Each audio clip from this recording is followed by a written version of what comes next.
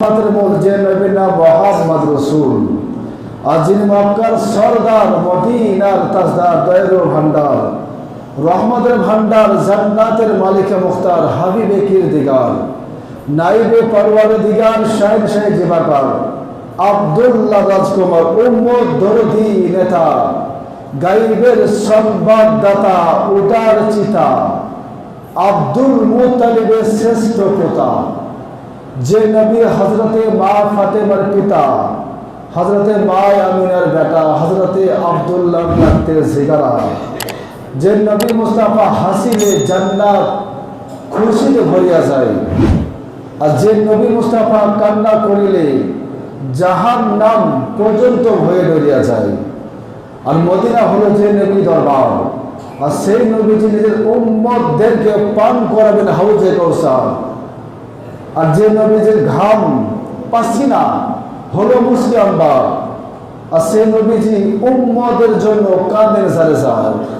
আর যে নবীজির বদলের পানি আর হজরতে আলীকে গড়ে দিলেন জ্ঞানী, যে নবী শামসু দুহা, বদরু দুজা, সদর ওয়ারা, নুরুল হুদা, কাফর ওয়ারা, মেজবে জুলম, জানো সিয়াম, সাফর ইমাম, সাহিবে জৌদ করা, মাল্লিক ও হল্লি হারাম, মাক্কি সরদার, মদিনার তাজদার, দয়ার ভান্ডার, রহমতের ভান্ডার, মহিবুল ফোকার ঘোরাবা, রহমত আলী আলামিন নবী মুস্তাফাকে আলিমে মায়া কোনো অমায়া কোনো খবরদাতা, জিন্দা নবী, হায়াতুল নবী, দয়ার নবী, প্রেমের ছবি মনে করে গোমবাদে খাজরার প্রতি হাজির ও নাজির মেনে বোঝে উচ্চ স্বরে ভক্তি ভরে প্রাণ খোলে সুমধুর কণ্ঠে সকলে মিলে বলো আল্লাহুম্মা আমিন।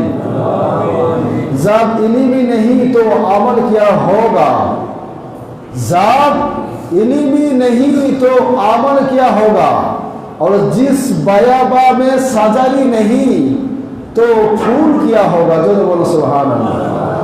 সামাইনে কেরাম, পবিত্র জুমার দিন হাদিস শরীফের মধ্যে বলা হয়েছে যে সপ্তাহের একটা দিন হচ্ছে জুমার দিন, আর ওই জুমার দিনের জন্য হাদিস শরীফের মধ্যে বলেছেন যে ওই হাদিস শরীফের মধ্যে বলা হয়েছে পবিত্র জুমার দিনের ফজিলত, পবিত্র জুমার দিনের বরকত, পবিত্র জুমার দিনের যে সমস্ত কানুনগুলি আছে, নিয়মগুলি আছে, ও সমস্ত নিয়মগুলি কানুনগুলি মানলে পারে তার নেকি আল্লাহ পাক রব্বুল আলামিন তেনাকে দান করে।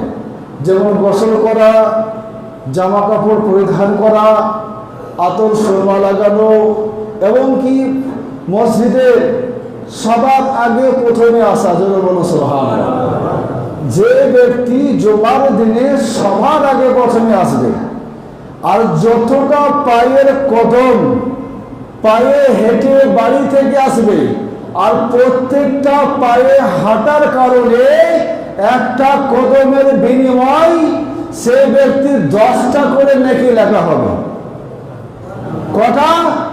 10টা করে নেকি লেখা হবে। যদি আপনাদের বাড়ি এই পাড়া থেকে ও পাড়া হয়, আসতে যদি 10 মিনিট সময় লাগে, আসতে যদি 5 মিনিট সময় লাগে, তো ওই বাড়ি থেকে আসতে ওই মসজিদ পর্যন্ত কতগুলো পায়ের কদম পড়ে? 50টা, 100টা, 150টা। যতটা পায়ের কদম পড়বে, হাদিস শরীফের মধ্যে বলেছেন একটা পায়ের কদম পড়ার কারণে সেই ব্যক্তির আমল নামে 10টি করে নেকি লেখা হবে। আবার সেই বান্দা যখন ফিরে যাবে, বাড়ির দিকে রওনা হবে, ওই বান্দার জন্য মসজিদ থেকে নিয়ে বাড়ি পর্যন্ত যতগুলো পায়ের কদম ফেলবে, যতগুলো পায়ের ধমনী ফেলবে, ততগুলো পায়ের কদমের বিনিময়ে সেই ব্যক্তির বান্দার একটি পায়ের কদম ফেলার কারণে 10টি করে নেকি তানার আমল নামার মধ্যে লেখা হবে। যেন বলো সুবহানাল্লাহ। বেরাদার সময় রবিউল সানি মাস চলছে, অলিদের মাস। অলিদের মাস ফাতেহা আজদাহাম চলে গেল। বড় পীর আব্দুল কাদের জিলানীর উরুস কিংবা ফাতেহা মোবারক। আজকে 17 তারিখ রবিউল সানি মাসের। তো সেই বড় পীর আব্দুল কাদের জিলানীর অনেক তিনার কারামাত আল্লাহ পাক রব্বুল আলামিন তেনাকে দান করেছেন। আগে বলেছিলাম যে হাদিস শরীফের মধ্যে বলাও হয়েছে যে তিনি মায়ের পেটে শিক্ষা করে এসেছেন। বাবজি, আমরা কেউ শিক্ষা করতে ভাগ্য সৌভাগ্য আমাদের হবে না, বা আমাদের কোনো দিন কোনো ব্যক্তি কেউ আজ পর্যন্ত আজ থেকে নিয়ে কিয়ামতের দিনের অপেক্ষা পর্যন্ত কোনো ব্যক্তি কেউ একটা লাফজ একটা হরফ শিখে আসবে কোনো গ্যারেন্টি নাই। কোনো রকমের কোনো ব্যক্তি কেউ বলতে পারবে না এবং কোনো ব্যক্তি কেউ আসবে না, সময় নেই খেলাম। তো তেনাকে আল্লাহ পাক রব্বুল আলামিন সমস্ত অলিদের সেরেমনি করেছে। যারা বলো সুবহানাল্লাহ। যত অলি আছে, যত পীর আছে, জিনদের সাহাবীদের সমস্ত অলিদের অলি বড় পীর আব্দুল কাদের জিলানী রাহমাতুল্লাহ তাআলা আলাইহি। তো তেনার অনেক কারামত, এর মধ্যে একটি কারামত আব্দুল কাদের জিলানী রহমাতুল্লাহ আলাইহির বাড়িতে গিয়েছেন, চোর গিয়েছে চুরি করতে, চোর গিয়েছে চুরি করতে। আর বড় পীর আব্দুল কাদের জিলানী রহমাতুল্লাহ আলাইহির কারামতের কারণে সেই ব্যক্তি ওলি হয়ে পেয়েছে। সুবহানাল্লাহ। এমন তো অবস্থায় একজন ব্যক্তি, তিনি কিন্তু ডাকাত ছিলেন। আজ তিনি ডাকাতের কাজ কি হলো? চুরি করা কাজ, মানুষের অন্যায় করা কাজ, মানুষদেরকে বিপদের মধ্যে ফেলা কাজ। তো এইরকম করতে করতে বড় পীর আব্দুল কাদের জিলানীর বাড়ির মধ্যে তিনি পৌঁছে যায়, হুজরা খানার মধ্যে পৌঁছে যায়। যে একজনের বাড়িতে, কারো বাড়িতে তিনি চুরি করতে গিয়েছিলেন, কিতাবের মধ্যে বলেছে সিরাতে গাউসে আজম, ওই কিতাবের মধ্যে লেখা আছে। তো তিনি কোনো রকমের মধ্যে কারো বাড়িতে না পৌঁছিয়ে সে আব্দুল কাদের জিলানী রহমাতুল্লাহ আলাইহির হুজরা খানার মধ্যে ঢুকে গেছে। যারা বলো সুবহানাল্লাহ। আর এইদিকে বড় পীর আব্দুল কাদের জিলানী তিনি রিয়াজাতে, তিনি আল্লাহ পাকের ইবাদতের মধ্যে তিনি ইবাদতের মধ্যে আছেন। এমন তো অবস্থায় মুসল্লার মধ্যে তিনি ইবাদত করতে আছেন, তিনি জিকির করতে আছেন, তিনি তাসবিহ তাহলিল করতে আছেন, আল্লাহ পাকের ইবাদত করতে আছেন। আর একটি জায়গা থেকে, একটি মহল্লা থেকে, একটি গ্রাম থেকে বড় পীর আব্দুল কাদের জিলানীর কাছে তিনারা আসছে, বলছে হুজুর আমরা এসেছি আপনার কাছে একটি আরজি নিয়ে, আমরা এসেছি আপনার কাছে একটি হুকুম নিয়ে। হুজুর আমরা এসেছি আপনার কাছে একটি জিনিসের দরকারের জন্য। বড় পীর আব্দুল কাদের জিলানী রহমাতুল্লাহ তাআলা আলাইহি তিনি মুরাকাবা থেকে তিনি সমস্ত ইবাদত করার পরে তিনি তখন কি করতে আছেন? সমস্ত কিছু ইবাদত করার পর তখন বলছে, বান্দারা তোমরা বলো তোমরা কিসের জন্য আমার দরবারে এসেছো?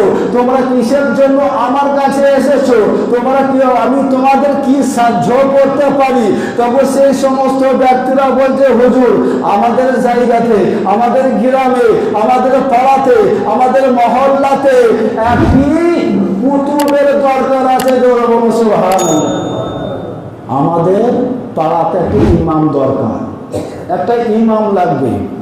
সেই ইমাম নামাজ পড়াবে, সেই ইমাম জানাজা পড়াবে, সেই ইমাম সমস্ত রকমের ইসলামের সমস্ত প্রতিনিধি কাজ, একটা মাথা দরকার, একটা ইমাম দরকার।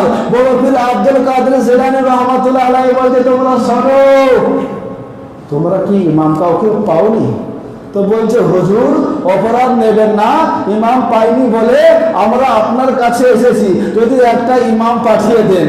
মাদ্রাসা অনেক জায়গায় থাকে, তো সেই মাদ্রাসাতে যদি কোনো ইমাম না থাকে, গ্রামবাসীরা যায় তেনাদের কাছে বলে যে একটা আমাদের ইমাম প্রয়োজন, একটা হাফিজ সাহেব বা একটা মৌলানা সাহেব বা একটা কারি সাহেব বা একটা মুফতি সাহেব, এইরকম করে আমরা যাই। তো আব্দুল কাদের জিলানী রহমাতুল্লাহ আলাইহির কাছে তেনারা গিয়েছেন আর বলছে, হুজুর আমাদের একটি ইমাম প্রয়োজন, একটা কুতুব প্রয়োজন, একটা আবেদিন ব্যক্তি প্রয়োজন, যে ব্যক্তি আমাদেরকে বোঝাবে, যে ব্যক্তি আমাদেরকে শিক্ষা করবে। আর চোর কিন্তু যে বাড়িতে আব্দুল কাদের জিলানী রহমাতুল্লাহ আলাইহি ইবাদত করছে তার বাম দিকের মধ্যে সে কিন্তু লুকিয়ে আছে। বড় পীর আব্দুল কাদের জিলানী রহমাতুল্লাহ তাআলা আলাইহি বলছে, ওগো গ্রামবাসীরা তোমরা শোনো, ওগো মহল্লাবাসীরা তোমরা শোনো, তোমাদের ইমাম আমি একটা খুঁজে পেয়েছি। আমার বাড়ির মধ্যে, আমার বাড়ির বাঁ দিকের মধ্যে হুজরাখানার পাশের মধ্যে দেখো একটি ইমাম আছে, আর ওই ইমামকে তুমি নিয়ে যাও। জোরে বলো সুবহানাল্লাহ। বড় পীর আব্দুল কাদের জিলানী বলছেন যে একটা ইমাম আছে, ওই ইমামকে তোমরা নিয়ে যাও, আর তিনি কুতুব। তো তখন সেই আব্দুল কাদের জিলানীর রহমাতুল্লাহ তাআলা আলাইহি হুজুরের কথা শুনে সমস্ত ব্যক্তিরা তিনারা তখন বাড়ির মধ্যে দরজা খুলছেন। দরজা খোলার পরে দেখছেন যে দরজার বাঁ দিকের মধ্যে ওই চোর, ওই ডাকাত ব্যক্তি তিনি কিন্তু লুকিয়ে আছে। আর বলছে ইনি আমাদের ইমাম, ইনি আমাদের কুতুব, ইনি আমাদের গাউস, ইনি আমাদের শের, ইনি ইসলামের প্রতিনিধি। তাহলে চলো বাবা, আপনি চলুন, আমাদের ইমাম হয়ে যাবেন। আপনি আমরা আপনার পিছনে একটা দায়িত্ব বেহেজাল ইমাম বলে আমরা নামাজ পড়বো, আমরা সমস্ত ইবাদত করব। আব্দুল কাদের জিলানী রহমাতুল্লাহ তাআলা আলাইহি বলতে, হুজুর অপরাধ নেবেন না, আমি কোনো ইমাম নই, আমি কোনো মুফতি সাহেবও নই, আমি কোনো আবেদিনও নই, আমি কোনো রকমের পরেশগার বান্দা নই, আমি কোনো রকমের আলিমে দ্বীন নই, আমি কোনো রকমের গাওসও নই, আমি কোনো রকমের কুতুব নই, আমি চোর চুরি করতে এসেছি হুজুর। আব্দুল কাদের জিলানী রহমাতুল্লাহ তাআলা আলাইহি বলছে, বান্দারে তুমি আগে যখন তুমি যা কিছু করেছো, তুমি আমার দরবারের মধ্যে যখন পৌঁছে গিয়েছো, আমার কাছে যখন তুমি পৌঁছে গিয়েছো, আগের জামানায় আগের দিনে তুমি যা কিছু করেছিলে, আগে তুমি কিন্তু চোর ছিলে, আর আমার কাছে যখন পৌঁছে গিয়েছো, আমার কাছে আসার জন্য তুমি ইমাম হয়ে গিয়েছো। জোরে বলো সুবহানাল্লাহ। তুমি ইমাম হয়ে গিয়েছো বিরাদার বাবজি। তাহলে তিনার কত বড় কারামত। সেই চোরকে নিয়ে গেলেন আল্লাহ পাকের অনেকের মধ্যে, সে বড় পীর আব্দুল কাদের জিলানী বলে দিলেন জি তিনি ইমাম, গাউস, কুতুব। আর সেই ব্যক্তিকে নিয়ে গিয়ে তিনারা কুতুব মেনে নিলেন। আর তিনি বলছেন, হুজুর আমি তো কোনো কিছু জানি না, আমি তো কোনো কিছু বুঝি না, এই সমস্ত জ্ঞান আমি কোথায় পাবো? বড় পীর আব্দুল কাদের জিলানী রহমাতুল্লাহ আলাইহি বলছে, ব্যথা তুমি শোনো, আগে তুমি যা কিছু না জানতে, আমার জোবানের কথা আব্দুল কাদের জিলানী রহমাতুল্লাহ তাআলা আলাইহির কথা মিথ্যা হবে না। আর তুমি মুখ দিয়ে মধ্যে তুমি যা কিছু উচ্চারণ করবে, যা কিছু বলবে, সমস্ত জিনিস তোমার মুখের মধ্যে বেরিয়ে আসবে। জোরে বলো সুবহানাল্লাহ। বেরাদার বাবজি, এ হচ্ছে আল্লাহ পাকের ওলিদের নিগাহে কারামত। আহলে সুন্নাত ওয়াল জামাতের ব্যক্তিরা এই সমস্ত মানুষদেরকে আমরা মানে তিনাদেরকে স্মরণ করে চলি। তো পবিত্র কোরআন বলছে আলা মানে আলা হুঁশিয়ার, ডেঞ্জার, খাতরা, ইন্না নিশ্চয় বেশার লা খাউফুন।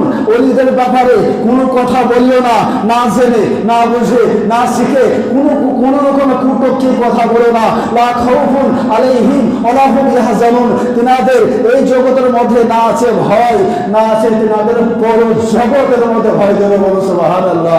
বিরাদার সামাইনে কেরাম, তো আল্লাহর ওলিদের নিগাহে কারাম, তিনাদের আল্লাহ পাক রব্বুল আলামিন এত মর্যাদা দান করেছেন। তিনাদের মতো তিনাদের একটা পায়ের নখের সমতুল্য আমরা হতে পারবো না। সামান্য একটা আলিমের মতো আমরা হতে পারবো না। সামান্য একটা হাফিজের কোরআন, 30 পারা কোরআন শরীফের মুখস্থ, তিনাদের মতো আমরা হতে পারবো না। যিনি মুফতি সাহেবের মতো আমরা হতে পারবো না। সামাইনে কেরাম, তো অযথা নিজের যে যার ব্যক্তি, যে যার যেখানে স্থান, সেইখানে থাকাই বেশি উচিত এবং সেই জায়গাতে বেশি থাকা ভালো। বিরাদার সবাই আর বেশি লম্বা চড়া করি না। আল্লাহ পাক রব্বুল আলামিন যেন সকল ব্যক্তিকে বোঝার, সঠিকভাবে জানার, সঠিকভাবে মানে ইমানের পথে আসার, সঠিকভাবে বোঝার যেন তৌফিক দান করেন। সকলে মিলে বলুন আমিন।